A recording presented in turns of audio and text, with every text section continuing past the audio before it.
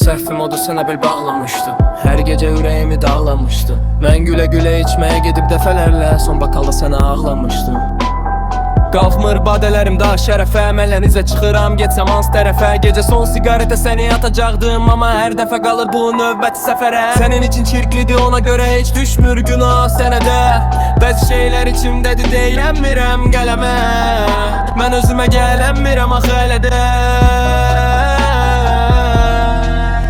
Danışsa min cürə neçə nağıl, mən inandıqca sən çıxar ağın. Yalan olduğunu bilə-bilə dinləsəm də əsas odur səsinə qulaq asın. Seçirsən özünə yeni tanış, nə qədər olar ayrıl barış. Heç birində tapmazsan məni, inan ki axtarsan qarış qarış.